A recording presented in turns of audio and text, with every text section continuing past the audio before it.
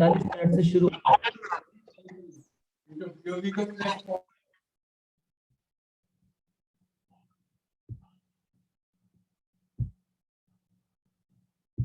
So we will begin our Bhagavatam session now. हम प्रारंभ करते हैं। ओम नमो भगवते वासुदेवाय। ओम नमो भगवते वासुदेवाय। ओम नमो भगवते वासुदेवाय। नारायणं नमस्कृत्य नरं चैव नरोत्तमं देवीं सरस्वतीं व्यासं ततो जयमुदीरयेत्। नष्टप्रायेषु अभद्रेषु नित्यं भागवत सेवया भगवती उत्तमा श्लोके भक्तिर्भवति नैष्ठिकी। नमः ओं विष्णुपादाय कृष्णप्रेष्ठाय भूतले श्रीमते भक्तिवेदांत स्वामिन् इति नामिने। नमस्ते सारस्वते देवे गौरवाणी प्रचारिणे निर्विशेष शून्यवादी पाश्चात्य देशतारिणे। जय श्री कृष्ण चैतन्य प्रभु नित्यानंदा श्री अद्वैत गदाधरा शिवासादि गौर भक्त वृंदा।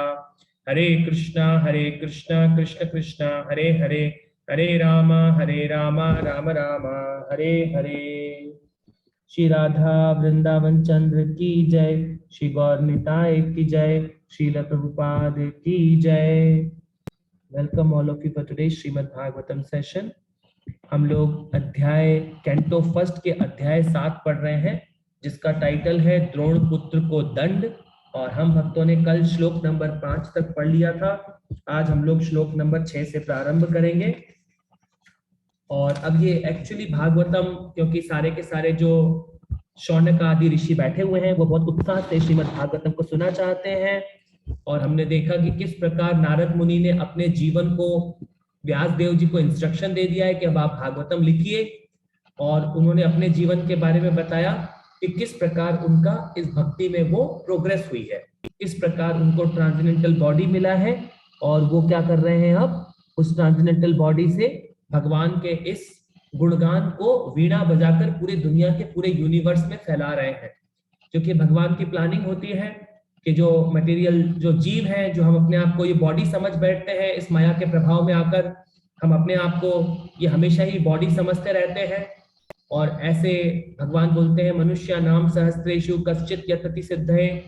ऐसे करोड़ों करोड़ों में से कोई एक व्यक्ति होता है जो समझ पाता है कि मैं ये बॉडी नहीं हूँ, करोड़ों में से एक। तो आप सोचिए वो भाग्यशाली भक्त हैं हम सब, जो प्रतिदिन इस भागवतम को टच करते हैं, प्रतिदिन इस भागवतम का अध्ययन करते हैं और उसमें से समझ पाते हैं थोड़ा थोड़ा करके। इस माया धीरे धीरे हमारे हृदय में से क्लीन होती है, ये मलिनता, और हमें धीरे धीरे आपको रियलाइज होने लग जाएगा कि ये मिट्टी का संसार भगवान ने टेम्पररी मटेरियल संसार बनाया होता है, इसका क्या पर्पस है और यहाँ से मेरा निकलना कितना इंपॉर्टेंट है, ताकि मैं कृष्णा कॉन्शियस में रह के भगवान की सेवा कर सकूं। तो जो कल का हमने श्लोक नंबर 5 पढ़ा था, उसमें देखिए क्या बोल रहे हैं। जीवात्मा तीनों गुणों से अतीत होते हुए भी इस बहिरंग शक्ति के कारण अपने आप को भौतिक पदार्थ की उपज मानता है और इस प्रकार भौतिक कष्टों के फलों को भोगता है। तो वो क्या बोल रहे हैं, किस प्रकार वो, क्योंकि हम अपने आप को जब तक शरीर समझेंगे तो हम सारे कार्य किसके लेवल पे करेंगे, बॉडीली कंसेप्ट के लेवल पे हम सारे कार्यों को करते हैं। तो जब हम इस सारे कार्यों को इस प्रकार बॉडीली लेवल पे ही करते रहेंगे तो क्या हो जाएगा, सतोगुण रजोगुण तमोगुण के अधीन रह के करेंगे तो इन कष्टों में हमेशा हम फंसे रहेंगे। हमारा मानसिक प्रॉब्लम रहेगा, बॉडीली प्रॉब्लम में फंसे रहेंगे, इन सारे कष्टों में फंसे रहेंगे हम।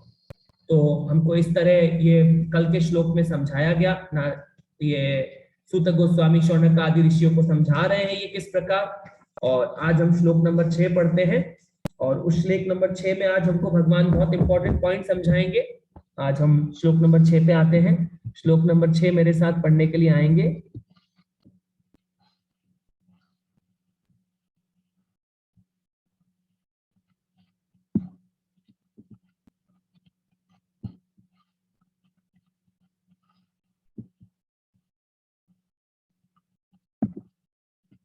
कमला भाटिया माता जी मुंबई से, मैंने आपको अनम्यूट किया है। माता जी अपने आप को अनम्यूट कर लीजिए आप। हाँ जी।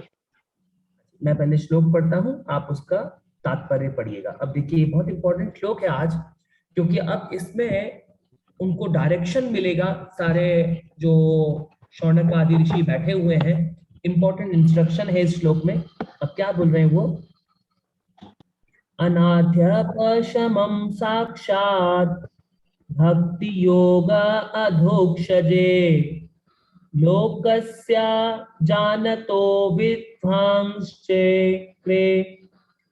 सात्वता संहिताम। इसमें क्या बोल रहे हैं वो, कि जीव के भौतिक कष्ट जिन्हें वह अनर्थ समझता है, भक्ति योग द्वारा प्रत्यक्ष रूप से कम किए जा सकते हैं, किंतु अधिकांश जन इसे नहीं जानते।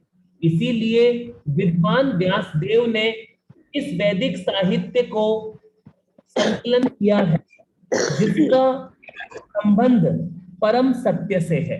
तो ये इतनी इंपॉर्टेंट बात बता रहे हैं इस श्लोक में। क्या बोलते हैं वो, श्रीमद् भागवतम नारद मुनि ने इंस्ट्रक्ट किया वेद व्यास जी को, डायरेक्ट संबंध किससे, मन से है। तो ये भागवतम हमें क्या कहती है, ये भागवतम से हमें वो भगवान की ट्रांसमिशन और भगवान की जानकारी मिल रही है। धीरे धीरे हमारे हृदय में भगवान के रियलाइज होने लग जाएंगे। क्या बोल रहे हैं इसमें, सबके बौद्धिक, क्या बोलते, जीव के बौद्धिक कष्ट जिन्हें वो अनर्थ समझता है। बहुत सारे लोग हैं सोचते हैं हम इतने दुनिया में परेशान हैं, दे रहे हैं। आज ये सूत गोस्वामी उनको बता रहे हैं कि जब तक हम अपने आप को ये बॉडी समझते रहते हैं तब तक हम कष्टों में रहेंगे। हम अपने आप को इमोशनल सेवा में कोई भी आप अपने आप को लगा लेंगे तो आप इन कष्टों से दूर हो सकते हैं, इन कष्टों से आप कर सकते हैं। इस तरह वो इंस्ट्रक्शन दे रहे हैं। इसका हम तात्पर्य फिर हम इसको तात्पर्य पढ़ेंगे। हरे कृष्ण। शील वासुदेव ने परम पूर्ण भगवान को देखा। इस कथन से यह सुझाव मिलता है कि भगवान की पूर्ण इकाई में अनेक अंश प्रत्यंश भी सम्मिलित रहते हैं। अतएव उन्होंने उनकी विभिन्न शक्तियों को अर्थात अंतरंग, तटस्थ तथा बहिरंगा शक्तियों को देखा। उन्होंने उनके पूर्ण अंश तथा इनके भी अंशों अर्थात उनके विभिन्न अवतारों को भी देखा, और उन्होंने विशेष रूप से बहिरंग शक्ति से मोहग्रस्त बुद्ध जीवों के अवांछित कष्टों को देखा। अंत में उन्होंने बुद्ध जीवों के उपचार को भी देखा, जो भक्ति योग्य है। वह एक महान दिव्य विज्ञान है और भगवान के नाम, यश, कीर्ति आदि के श्रवण तथा कीर्तन से प्रारंभ होता है। सुप्त ईश्वर प्रेम की पुनर्जागृति केवल श्रवण तथा कीर्तन की यांत्रिक पद्धति पर अवलंबित नहीं होती, हिल रहा है, अपितु पूर्ण रूप से केवल भगवान की अहितुकी कृपा पर निर्भर करती है। जब भगवान भक्त की निष्ठा से पूर्ण रूप से प्रसन्न होते हैं तब वे उसे दिव्य प्रेम में सेवा प्रदान कर सकते हैं। लेकिन श्रवण तथा कीर्तन की संस्तुत होते हैं तब वे उसे दिव्य प्रेम में सेवा प्रदान करते हैं। लेकिन श्रवण तथा कीर्तन की संस्तुत विधियों से भी भौतिक जगत के व्यर्थ तथा अवांछित दुखों को तुरंत कम किया जा सकता है। भौतिक आस्तिक का इस तरह दूर होना दिव्य ज्ञान के विकसित होने की प्रतीक्षा नहीं करता, अपितु ज्ञान परम सत्य की चरम अनुभूति के लिए भक्ति में सेवा पर निर्भर होता है। जय श्री कृष्ण। जी आपका बहुत धन्यवाद। अब आप अपने आप को म्यूट पे कर लीजिए। देखिए यहाँ पे बहुत इंपॉर्टेंट पॉइंट समझा रहे हैं कि जितने भी, कई बार हम डिवोटीज आपस में चर्चा करते हैं, लोग अपनी अपनी मटेरियल प्रॉब्लम्स बताते हैं हमें। वो बोलते हैं हमारी बड़ी बेटी को ये प्रॉब्लम है, हमारी छोटी बेटी को ये प्रॉब्लम है, हमारे पति को ये प्रॉब्लम है, हमारे परिवार में ये सारे दुख हैं। तो ये सब हम क्यों फील कर पा रहे हैं? जब तक, क्योंकि हम अपने आप को बॉडी समझते हैं, हम अपने आप को शरीर समझते हैं, और क्या करते हैं, हम इस शरीर के कार्यों में ही लिप्त रहते हैं।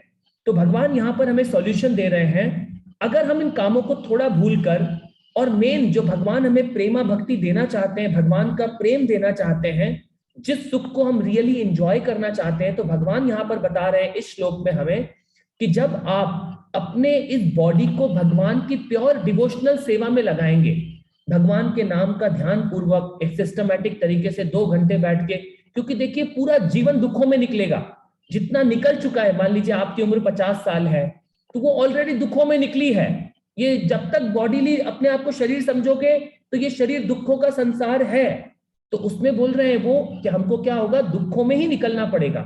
ये दुखों के संसार में हम ये बॉडीली कंसेप्ट ऑफ लाइफ को समझते रहेंगे, तब तक हम दुखों में ही फंसे रहेंगे। परंतु जब जो इंटेलिजेंट जीव सोचता है कि ये लाइफ तो ऐसे ही चलेगा, क्योंकि ये लाइफ भगवान ने बनाया ही, ये मटेरियल संसार को भगवान ने कैसा बनाया है, दुखालया अशाश्वतम, भगवान ने क्रिएट इसको दुखों का आलय किया है। तो यहां से मैं दुखों से तो नहीं निकल सकता, ये बॉडी मुझे परेशान करेगी, क्योंकि इस बॉडी में क्या है, ये भौतिक तत्वों से बनी है ये बॉडी, इसमें थोड़ा ब्लड है, हड्डियां हैं, मांस है, ये सब पूरा गंदगी तो भरा है इस बॉडी में। और क्या है इस बॉडी में, इस बॉडी को कभी पैकिंग को खोल के देखिए, कभी किसी के घर के सामने मान लो किसी शरीर को थोड़ा सा भी कट जाता है तो हम उसको देखना भी नहीं चाहते, तो इस पूरी बॉडी में वो गंदगी तो भरी हुई है, मगर आप वो गंदगी नहीं है। आप क्या है, आप ट्रांसेंडेंटल आत्मा है, आप भगवान के अंश हैं। तो हमारा राइट क्या होता है कि हम भगवान के साथ वो प्रेममय भक्ति को एंजॉय करें। तो अभी भगवान ने हमें ये ऐसा व्हीकल दिया है, इस व्हीकल को हमें क्या बता रहे हो, जब आप इसको प्योर डिवोशनल सेवा में लगाएंगे, और वो 2 प्योर डिवोशनल सेवा सबसे सिंपल और सबसे अच्छी होती है, वो क्या है, भगवान का नाम मुंह से बोलना और भगवान के नाम को ध्यान से कान में सुनना। तो सोचिए वो जो चैतन्य महाप्रभु हैं, जो भगवान खुद हैं, वो आज के दिन इस धरती पर अवतरित हुए और उन्होंने ये सबसे आसान तरीका दिया, क्योंकि इस कलयुग के लिए युग धर्म है वो, इस कलयुग के लिए युग धर्म मतलब दुनिया का हर व्यक्ति जप कर सके, भले आपकी उम्र 50 साल है, 70 साल है, 80 साल है, या कोई छोटा बच्चा है, कोई बहुत अमीर परिवार का व्यक्ति है, कोई बहुत गरीब परिवार का व्यक्ति है, किसी के पास खाने का भी पैसा नहीं है, वो भी जप कर सकता है। इस टंग को चलाने में हमारा कुछ भी खर्चा नहीं आता, बस इसको क्या है, इस टंग को हमें भगवान की प्योर डिवोशनल सेवा में जब हम इसको इन्वॉल्व कर रहे हैं, तो वो बोल रहे हैं हम इस पूरे भौतिक संसार के कष्टों को भी आपके कम हो जाएंगे और इन कष्टों से आप धीरे धीरे करके बाहर निकल जाएंगे। तो इसका राइट सॉल्यूशन देते हैं इस भागवतम में। तो अब हम अगले श्लोक पे आते हैं, अगले श्लोक मेरे साथ पढ़ेंगे।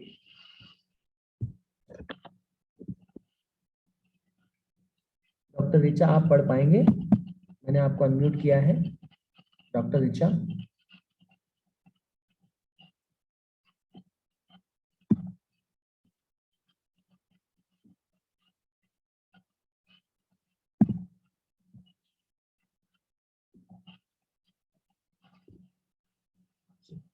तो मीनाक्षी अरोड़ा माता जी आप पढ़िए, मैंने आपको अनम्यूट किया है, मीनाक्षी अरोड़ा माता जी।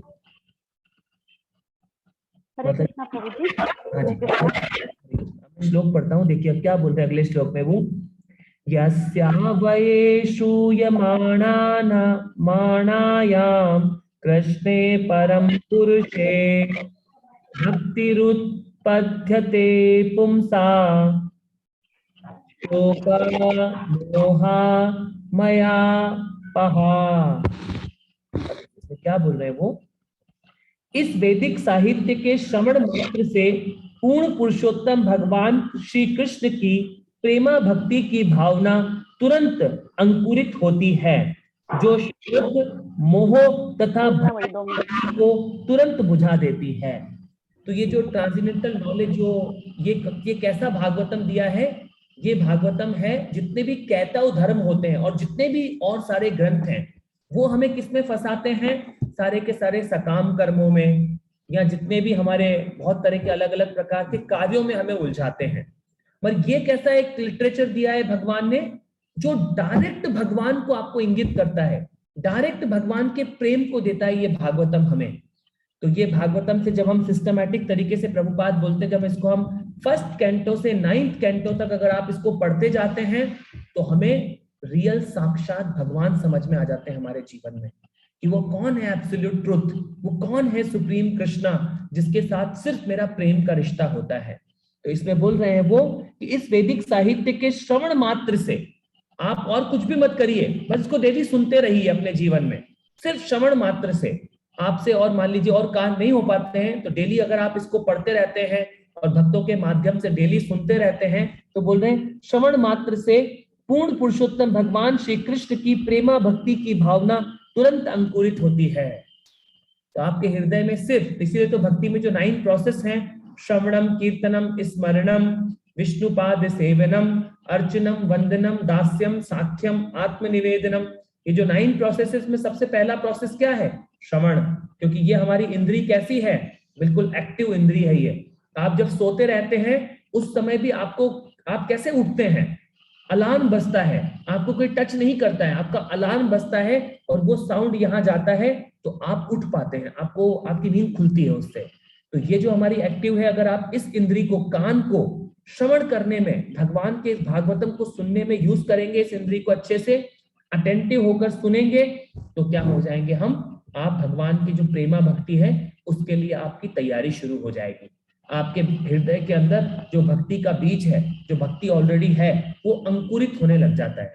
जैसे हम एक बीज को जमीन के नीचे डालते हैं, फिर उसमें पानी डालते हैं, खाद डालते हैं, तो 15-20 दिन तक तो कुछ ऊपर नहीं आता है, फिर सडनली एक छोटा सा सैपलिंग उस जमीन के नीचे से निकल के आता है थोड़ा सा, तो क्या होता है? वो अंकुरित हो जाता है। ऐसे हमारे हृदय में ये भक्ति तो है, क्योंकि वो इटर्नल है। हमारा हमारा कृष्ण के साथ रिश्ता ऐसा नहीं है कि इस जन्म का है, हमारा कृष्ण के साथ रिश्ता जन्मों जन्मांतर से है। जब ये सब कुछ शुरू हुआ है तब से हमारा कृष्ण के साथ रिश्ता है, तब से वो अनलिमिटेड टाइम है, वो तब से हमारा कृष्ण के साथ इटर्नल रिश्ता है। और वो नहीं है कि इस बॉडी में है, वो जब तक क्या, अनंत काल तक ये हमारा कृष्ण के साथ रिश्ता रहेगा। मगर अभी इस जीवन में हम क्या हो गए हैं? मटेरियल कॉन्शियस हो गए। हम समझ रहे हैं कि हम भगवान से अलग हैं, भगवान स्पिरिचुअल वर्ल्ड में रहते हैं, हम मटेरियल वर्ल्ड में रहते हैं। ऐसा नहीं है। क्या है? हम सिर्फ, हमारी ये कॉन्शियसनेस मटेरियल हो गई है। जिस दिन आपकी कृष्णा कॉन्शियस हो जाएंगे, आप यहाँ इस भौतिक संसार में रह के भगवान को खूब अच्छे से सेवा कर पाएंगे। तो हमें हमारी कॉन्शियसनेस पे बहुत बहुत प्रयत्न करना चाहिए, हम अपनी कॉन्शियसनेस को अच्छा कर सकें। आगे चलिए, हम इसका तात्पर्य पढ़ते हैं। तात्पर्य पढ़िए माता जी।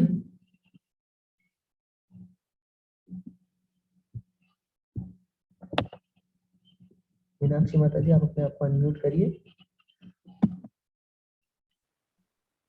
हरे कृष्णा प्रभु जी। शिला प्रभुपाद जी द्वारा तात्पर्य। शिला प्रभुपाद जी की जय। इंद्रियां तो अनेक हैं, लेकिन इनमें से कान सर्वाधिक प्रभावशाली है। यह इंद्रिय प्रगाढ़ निद्रा के समय भी कार्य करती है। मनुष्य जागृत रहते हुए शत्रु से अपनी रक्षा कर सकता है, लेकिन निद्राहीन होने पर केवल कान ही रक्षा करते हैं। यहाँ पर जीवन की सर्वोच्च सिद्धि प्राप्त करने के संबंध में श्रवण का महत्व बताया गया है, जो है तीनों भौतिक तापों से मुक्ति। प्रत्येक व्यक्ति प्रत्येक क्षण शोक संतप्त रहता है। वह भ्रामक वस्तुओं की मृग मरीचिका के पीछे दौड़ता रहता है और अपने काल्पनिक शत्रु से सदैव भयभीत रहता है। भौतिक रोग के ये मूलभूत लक्षण हैं।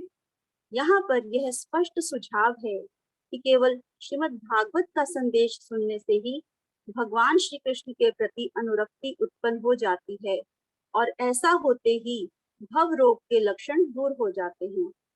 श्रील व्यास देव ने परम पूर्ण भगवान को देखा था, और इस कथन से भगवान श्री कृष्ण के परम पूर्ण व्यक्तित्व की स्पष्ट पुष्टि होती है। भक्तिमय सेवा का अंतिम फल भगवान के प्रति सच्चा प्रेम उत्पन्न करना है। प्रेम शब्द ऐसा है जो प्राय स्त्री तथा पुरुष के संबंध को व्यक्त करने के लिए प्रयुक्त किया जाता है, किंतु प्रेम ही एकमात्र ऐसा शब्द है जिससे भगवान कृष्ण तथा जीवों के बीच के संबंध को समुचित ढंग से व्यक्त करने के लिए प्रयुक्त किया जा सकता है। भगवत गीता में जीवों को प्रकृति कहा गया है, और संस्कृत में प्रकृति शब्द स्त्रीवाचक है। भगवान को सदैव परम पुरुष या सर्वोपरि पुरुषवाचक व्यक्तित्व कहा जाता है। अतएव भगवान तथा जीवों के बीच का प्रेम लगभग पुरुष तथा स्त्री के बीच के प्रेम जैसा है।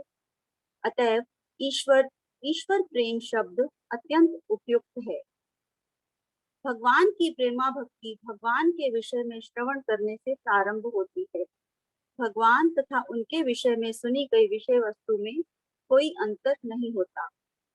भगवान सभी प्रकार से पूर्ण हैं और इस प्रकार उनमें तथा उनके विषय में सुनी गई विषय वस्तु में कोई अंतर नहीं है। अतएव उनके विषय में श्रवण करने का अर्थ है दिव्य शब्द के उच्चारण की प्रक्रिया के द्वारा उनसे त्वरित संपर्क होना, और यह दिव्य शब्द ध्वनि इतनी प्रभावशाली होती है कि वह उपर्युक्त समस्त भौतिक प्रभावों को दूर करके तुरंत असर दिखाती है। जैसा कि पहले कहा जा चुका है, जीवात्मा भौतिक संगति के द्वारा एक प्रकार की जटिलता या उलझन उत्पन्न कर लेता है और भौतिक देह के भ्रामक बंधन को वास्तविक तथ्य के रूप में स्वीकार करने लगता है। ऐसी झूठी जटिलता के कारण ही विभिन्न योनियों के जीव भिन्न भिन्न माध्यमों से मोहित होते रहते हैं। यहाँ तक कि मनुष्य जीवन की सर्वाधिक विकसित अवस्था में भी वही मोह या भ्रम अनेक प्रकार के वादों के रूप में चलता रहता है और भगवान के साथ प्रेममय संबंध को विभाजित करता है, और इस तरह मनुष्य मनुष्य के बीच के प्रेममय संबंध भी बंट जाते हैं। श्रीमद् भागवत की कथा सुनने से यह भौतिकता की यह झूठी जटिलता दूर हो जाती है और समाज में वास्तविक शांति का शुभारंभ होता है, जिसकी कामना राजनेताओं द्वारा अनेक राजनीतिक परिस्थितियों में बड़ी उत्सुकता से की जाती है।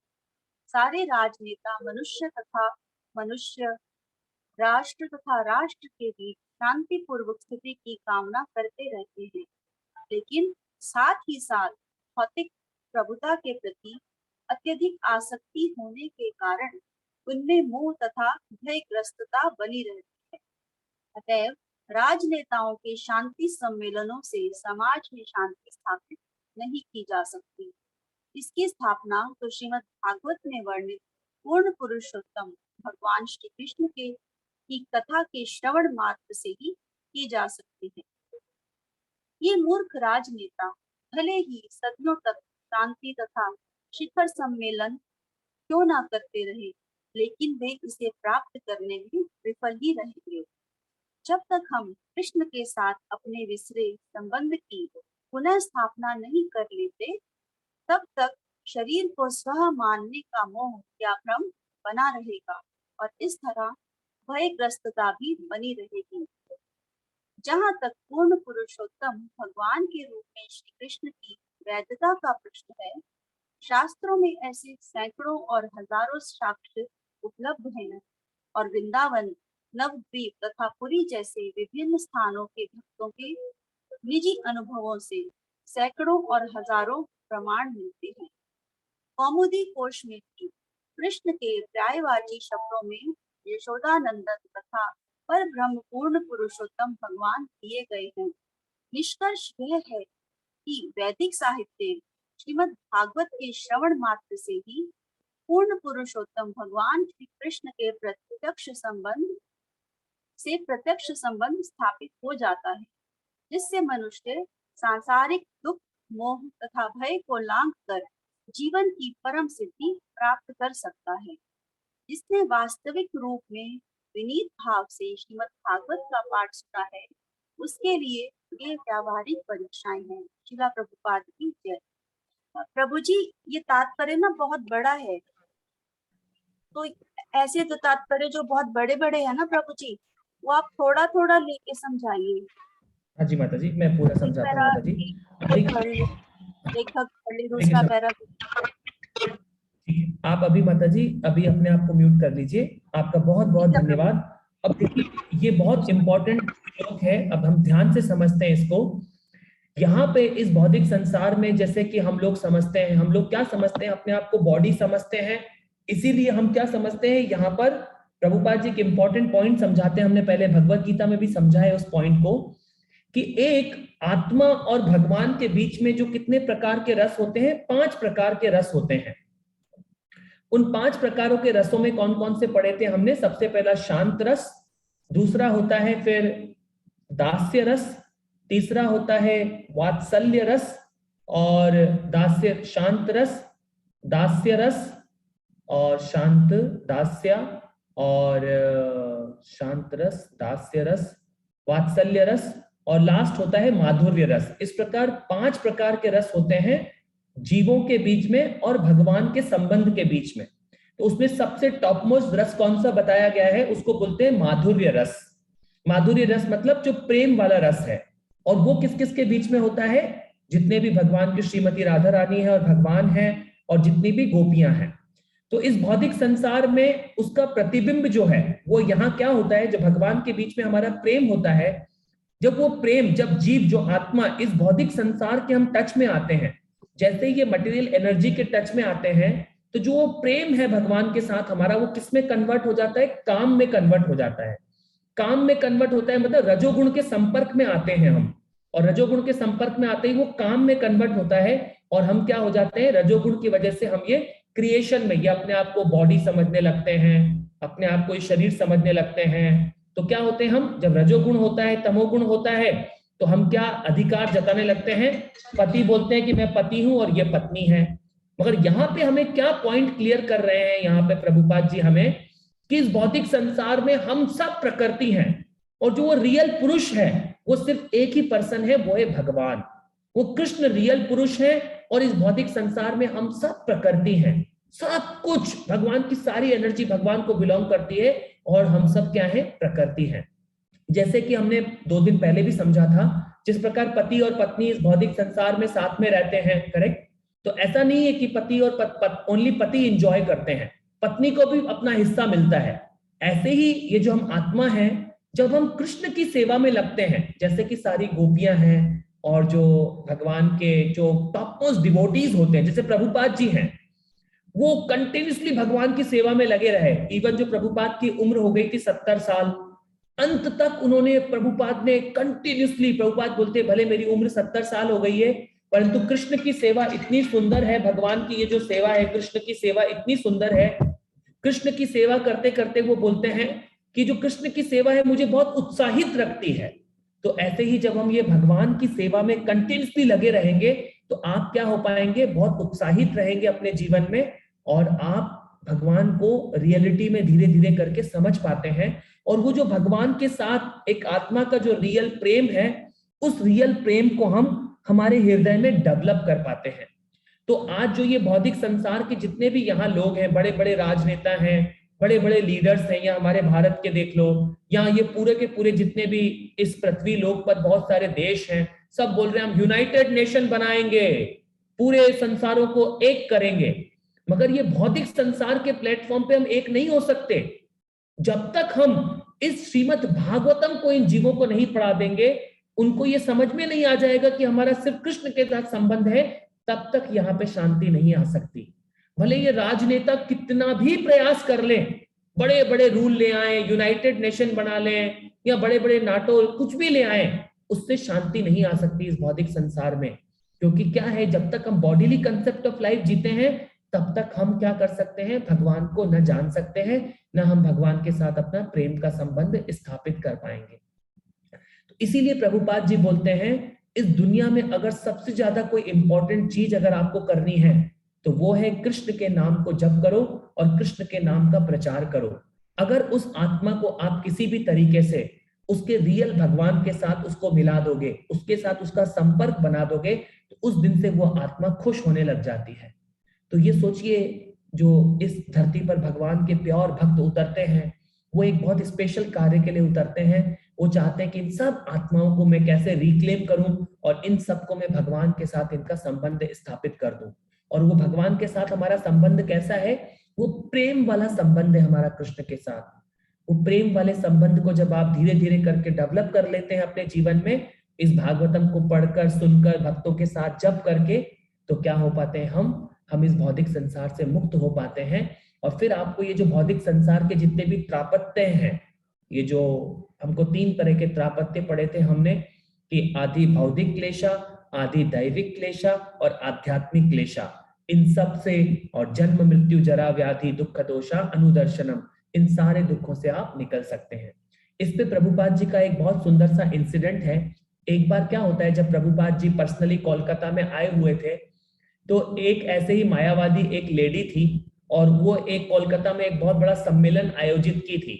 उस सम्मेलन का नाम था पूरे संसार में विश्व शांति। वो विश्व में शांति फैलाना चाहती थी वो लेडी। तो वो तो सोची कि भाई एक बड़े साधु हैं, वो अमेरिका से प्रचार कर रहे हैं, वो अभी कोलकाता में हैं, तो वो क्या करती है, प्रभुपाद जी को भी इनविटेशन देने जाती है कि प्रभुपाद जी आप भी आइए, हमने ये साधुओं ने मिलकर बहुत बड़ा सम्मेलन आयोजित किया है और उसका टाइटल है विश्व शांति, हम विश्व की शांति के लिए सम्मेलन कर रहे हैं। प्रभुपाद ने उस लेडी को ऐसा झाड़ा, इतना झाड़ा प्रभुपाद ने कि हाउ कैन यू क्रिएट विश्व शांति इन दिस मटेरियल वर्ल्ड, क्योंकि भगवान ने इस भौतिक संसार को लिखा है कि मैंने क्रिएट किया है दुखालय अशाश्वतम, ये दुखों का आलय है ये भौतिक संसार, तो तुम इसमें विश्व शांति कैसे क्रिएट कर सकते हो। तो जब वो प्रभुपाद जी के सामने 5 मिनट भी नहीं बोल सकी, और प्रभुपाद जी ने फाइनली उस लेडी को वापस भेज दिया, क्योंकि प्रभुपाद जो थे वो भगवान के प्योर भक्त सिर्फ प्योर बात करते हैं और कोई बात नहीं करते वो इधर उधर से, वो सिर्फ शास्त्रों की बात करते हैं। तभी तो प्रभुपाद ने पूरी दुनिया में इन सब अमेरिकन को, रशियन को, जापानीज, चाइनीज, सबको कैसे कृष्ण से जोड़ा, क्योंकि प्रभुपाद ने सिर्फ भागवतम और भगवान की भक्ति को दिया है। और इसमें एक और इम्पोर्टेंट पॉइंट हमें बता रहे हैं, जो हम इस भौतिक संसार में जो रियल प्रेम समझ बैठते हैं, पति पत्नी का रियल प्रेम हम ऐसा समझ बैठते हैं, बॉडीली कंसेप्ट ऑफ लाइफ की वजह से हम क्लेम करते हैं कि मैं नारी हूं, मैं पुरुष हूं। आत्मा का कोई जेंडर नहीं होता है, हमारा सिर्फ एक ही जेंडर है कि हम क्या है, प्रकृति हैं। भले इस भौतिक संसार में इसी टेंडेंसी की वजह से कि मैं किसी न किसी चीज पे कब्जा कर लूं, तो लोग सोचते हैं कि मैं जमीन पे कब्जा कर लूं, ये जमीन मेरी है, ये पत्नी मेरी है, ये बच्चे मेरे हैं। तो ये क्या है, मटेरियल कॉन्सेप्ट ऑफ लाइफ है, ये बॉडीली कॉन्सेप्ट ऑफ लाइफ है। परंतु हम तो भगवान के प्योर अंश हैं। जिस प्रकार जो भगवान की टॉप मोस्ट डिवोटीज कौन है, सारी गोपियां, और उसमें टॉप मोस्ट डिवोटी कौन है, श्रीमती राधा रानी। तो जब आप वृंदावन की लीलाएं पढ़ेंगे तो उसमें गोपियां कैसी सेवा करती थी, स्पॉन्टेनियस सेवा होती थी उनके भगवान से, स्पॉन्टेनियस, क्योंकि वो उस भगवान के प्रेम को समझ पाती थी, क्योंकि उनका हृदय क्लीन था। तो इसी तरह जब हमारा भी हृदय क्लीन हो पाएगा, जब हम इस भगवान के नाम का, बहुत आसान, भगवान ने अपने आप को नाम के रूप में इस धरती पर उतारा है, तो जब आप ध्यान पूर्वक इस नाम को जप करते हैं, एक एक वर्ड को ध्यान से सुनते हैं, तो हमारे हृदय में से ये कल्मश दूर होते चले जाते हैं, और हम अपनी रियलिटी को समझ पाते हैं कि मैं सिर्फ भगवान का अंश हूं और मेरा सिर्फ भगवान के साथ प्रेम का संबंध है। और उस संबंध को जब आप डेवलप कर लेते हैं तो इस भौतिक संसार से आप निकल जाते हैं और आप 100% कृष्णा कॉन्शियस होकर कृष्ण की सेवा में इन्वॉल्व हो जाते हैं। तो आज की कथा को हम यहाँ विराम देते हैं, और अगर अभी किसी भक्त का कोई भी प्रश्न है तो आप अपने प्रश्न को पूछ सकते हैं। मैंने आपको